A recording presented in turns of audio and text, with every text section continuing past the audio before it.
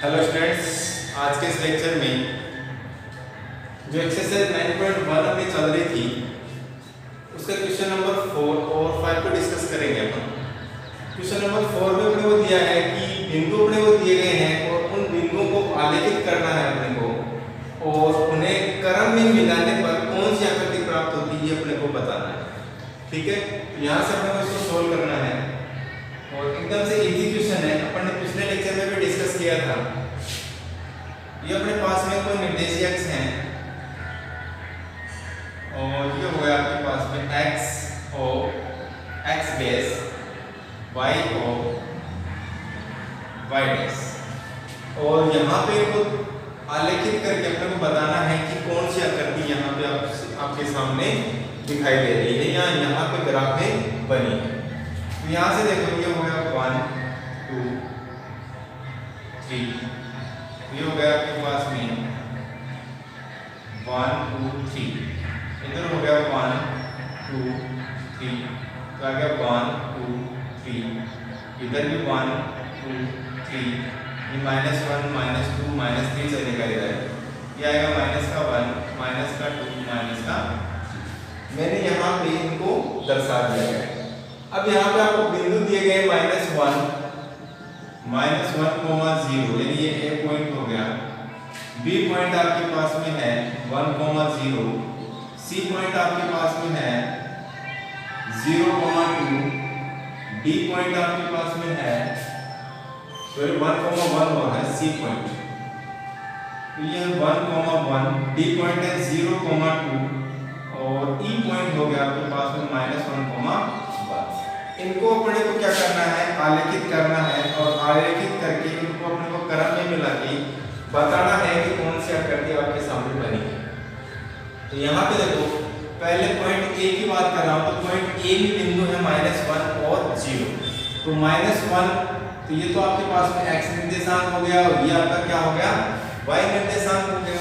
तो -1, तो -1 कहाँ है, ये है, तो ये आ गया -1 और 0, तो 0 इसी लाइन पे रहेगा, तो ये आ गया आपके पास में -1, 0, यानी ये पॉइंट जो है उसको मैं लिख सकता हूँ -1, 0।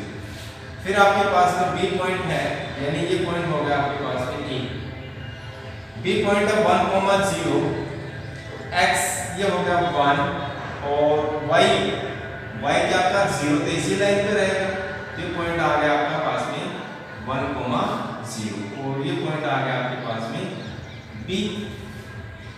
सी पॉइंट आपके पास में x निर्देशांक भी 1 है, x निर्देशांक भी 1 है और y निर्देशांक भी 1 है। x निर्देशांक आपके पास में 1 ये रहा, y निर्देशांक आपके पास में 1 ये रहा, तो ये दोनों जहां पे मिलेंगे वो पॉइंट रहेगा आपके पास में C।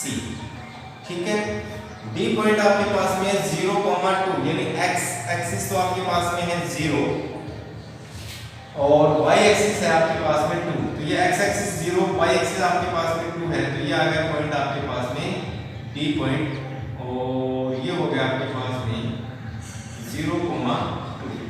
फिर E पॉइंट है -1, 1, तो इस पॉइंट की स्थिति ये तो x निर्देशांक है और ये क्या आपके पास में y निर्देशांक है।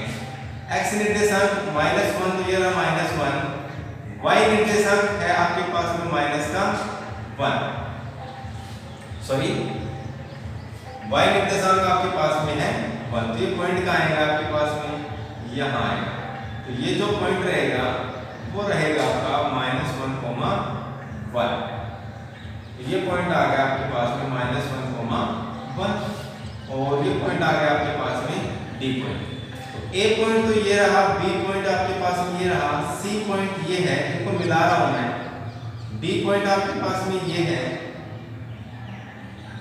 तो ये E पॉइंट आपके पास में, सॉरी E पॉइंट है, D हो गया ये और E पॉइंट आपके पास में है और ये A E पॉइंट मिल गया। तो यहाँ पे देखो आकृति आपके पास में कुछ इस प्रकार की नजर आ रही है, इस प्रकार क्या करती है आपके पास में, और जब इस प्रकार की आकृति बनी होती है तो इसमें देखो कितनी साइड हैं, इसमें 5 साइड आपके पास में 1 2 3 4 और 5।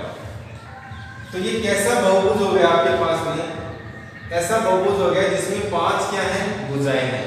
ठीक है, तो 5 भुजाओं वाला जो आकृति है, 5 भुजाओं वाली जो आकृति है उसे क्या कहते हैं, पंच बहुभुज कहते हैं, पंच बहुभुज कहते हैं। तो किस प्रकार की आकृति बन गई आपके पास में, पंच बहुभुज की आकृति आपके पास में बन गई। तो ये था आपका क्वेश्चन नंबर 4। एकदम से इजी क्वेश्चन है, केवल आपको आलेखित करना है और आलेखित करके उनको क्या मिलाना है, क्रम में मिलाना है। आपको खुद को पता चल जाएगा कि क्या आकृति आपको प्राप्त हो रही है। नेक्स्ट क्वेश्चन अपना क्वेश्चन नंबर 5, उसमें दिया गया है कि चतुर्भुज बनाइए यदि उनके शीर्ष निम्नलिखित हो। साथ में उसने ये भी पूछा है कि चतुर्भुज का प्रकार भी आपको बताना है कि कौन सा चतुर्भुज आपने आलेखित किया है या यहाँ पे आपके पास में बना है। यहाँ से देखो, इसको अपन सोल्व करते हैं। ये फर्स्ट क्वेश्चन मैं आपको बता रहा हूँ क्वेश्चन नंबर 5 में, सेकंड आप खुद करोगे।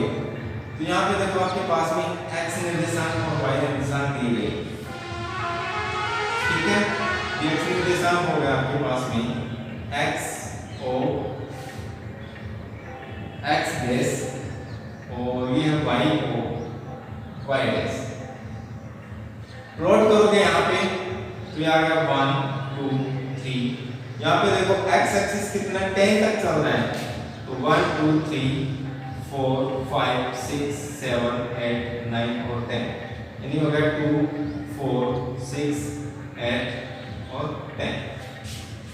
इधर भी ऐसे प्लॉट कर दो 1 2 3 4 5 6 1 2 3 4 5 6, यानी हो गया 2 हो गया आपके पास में, ये हो गया 2 4 6 और ये आ गया -2 -4 माइनस का 6, ये आ गया 1 2 3 4 5 6, माइनस का 2 माइनस का 4 और माइनस का 6। इन पॉइंटों को आपको दर्शाना है कि आ गया आपके पास में पहला पॉइंट 1, 1, दूसरा पॉइंट आपके पास में 2, 4, सी पॉइंट आपके पास में है 8, 4, डी पॉइंट आपके पास में है 10, 1। तो यहाँ पे आप दर्शाओगे इसको। पहला पॉइंट है 1, 1, तो x निर्देशांक आपके पास में है 1 और y निर्देशांक आपके पास में 1, तो ये यहाँ पे मिलेगा जहाँ पे ये दोनों एक दूसरे को काटेंगे। तो एक पॉइंट तो आपके पास में आ गया, यानी ये हो गया पॉइंट ए। ठीक है, दूसरा है पॉइंट बी, वो है 2, 4। x एक्सिस पे तो 2 हो गया, y एक्सिस पे 4 हो गया, तो जहां पे ये एक दूसरे को मिलते हैं ये जो पॉइंट रहेगा b, वो पॉइंट रहेगा आपके पास में 2, 4। ये रहेगा आपके पास में 2, 4, ये रहेगा आपके पास में 1, 1। फिर आपके पास में c पॉइंट है 8, 4, तो x एक्सिस पे 8, तो ये आ गया आपका 8 और y एक्सिस पे 4, तो जहां ये एक दूसरे को काटेंगे ये आ गया आपके पास में y एक्सिस पे 4, तो ये आ गया आपके पास में 8, 4। चौथा पॉइंट आपके पास में डी पॉइंट, वो है 10, 1, यानी कि ये x निर्देशांक और ये y निर्देशांक। पहला जो पॉइंट होता है, पहला जो निर्देशांक होता है वो x निर्देशांक होता है, दूसरा क्या होता है y निर्देशांक कहलाता है। 10 यहाँ पे आपके पास में x एक्सिस पे तो 10 और y एक्सिस पे 1, तो x एक्सिस और y जहाँ पे एक दूसरे को काटेंगे वो पॉइंट क्या रहेगा आपके पास में 10, 1 रहने वाला है। अब इनको आप मिलाओगे, यानी कि इनको अगर मैं ड्रॉ करूंगा, इनको आप मिलाओगे तो ये कुछ ऐसा बनेगा आपके पास में, और इनको नीचे भी मिला दो आप, यानी कि मैं पूरी लाइन खींच रहा हूं यहाँ पे ताकि आपको अच्छे से समझ में आ जाए। और ये पॉइंट आ गया, ये इसको भी नीचे मिला दो और यहाँ से देखो इसको आप मिलाओगे, ये आएगा आपके पास में 2, 4, ये आ गया आपके पास 1, 1, यानी ये जो पॉइंट है वो है 1, 1। इधर इसको मिलाओगे आप तो आ गया आपके पास में 8, 4।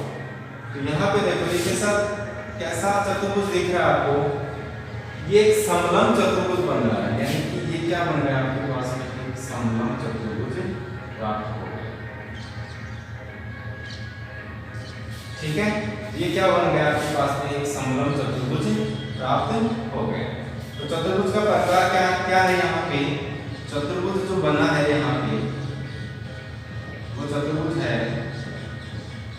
समलंब चतुर्भुज। ये आ गया चतुर्भुज का प्रकार। तो ये था अपना क्वेश्चन नंबर 5।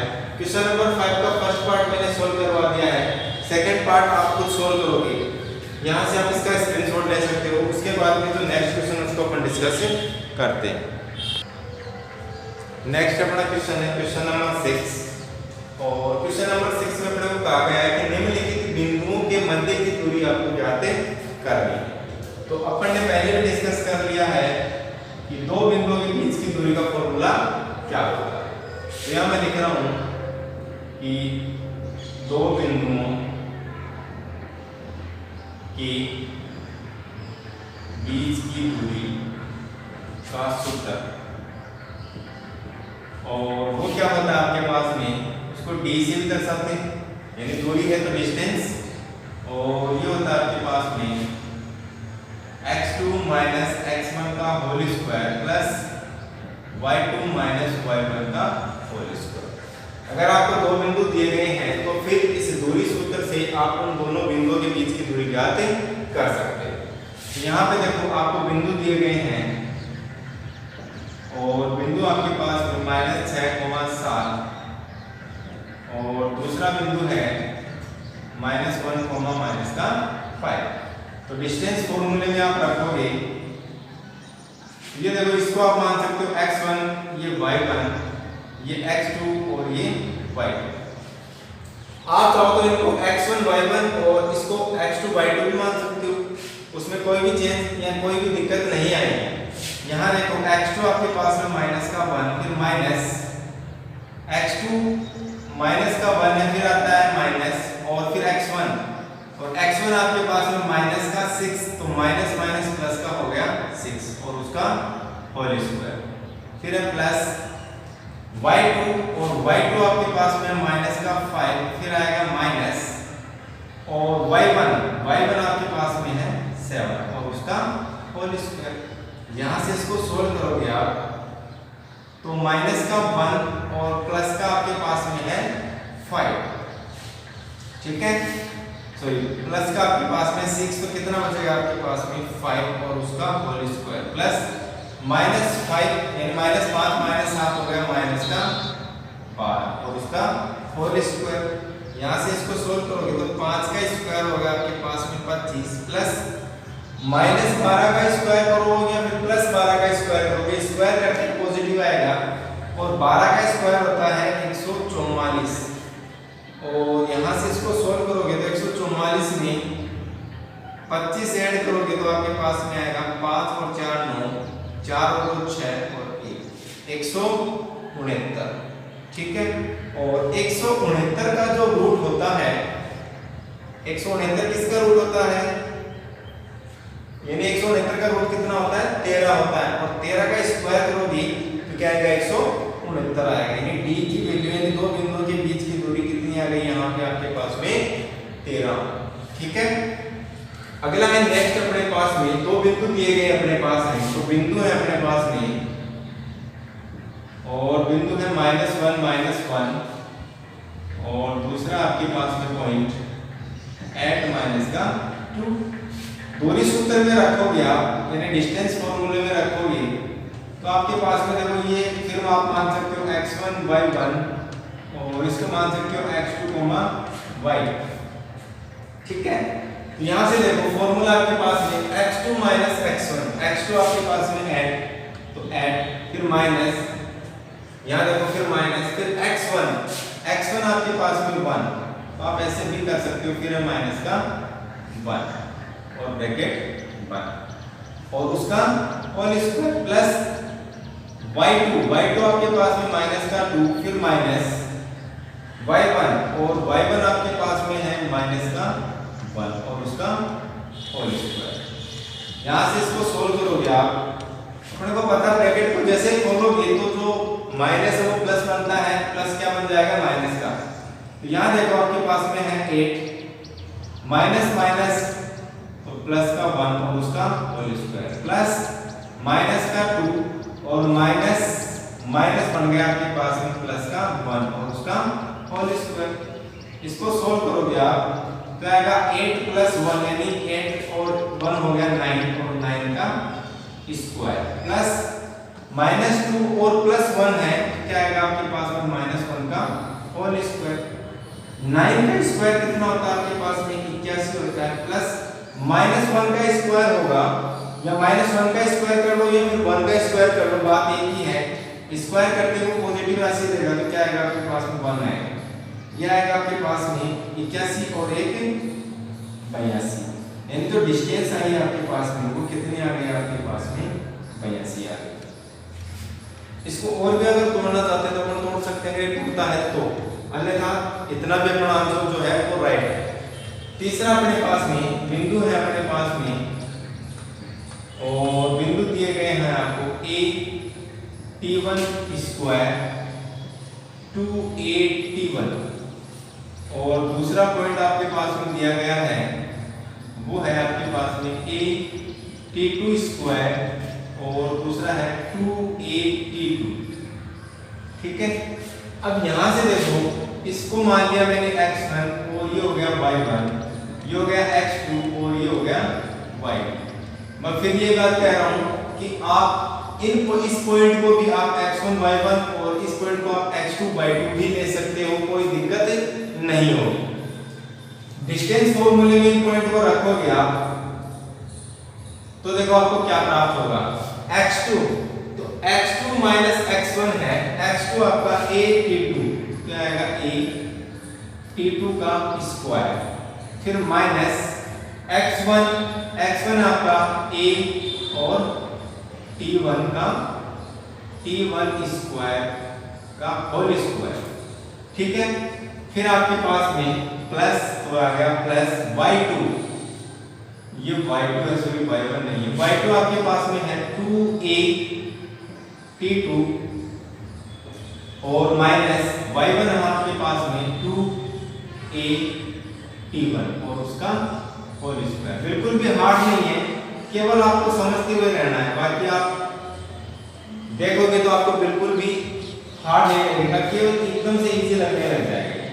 यहाँ देखो आप इसमें भी a है इसमें भी a है, a को बाहर निकालोगे ऊपर स्क्वायर है तो क्या बनेगा आपके पास में a स्क्वायर बनेगा। इसको मैं ऐसे लिख सकता हूँ a और इसको मैं लिख सकता हूँ t2 का स्क्वायर माइनस t1 का स्क्वायर और इस पूरे का होल स्क्वायर, ऐसे भी लिख सकता हूँ। प्लस यहाँ पे देखो 2a और 2a दोनों भी हैं तो यहाँ देखो 2a तो मैंने ले लिया बाहर और ये आ गया आपके पास में t2 माइनस t1 और इस पूरे का होल स्क्वायर। आगे सोल्व करोगे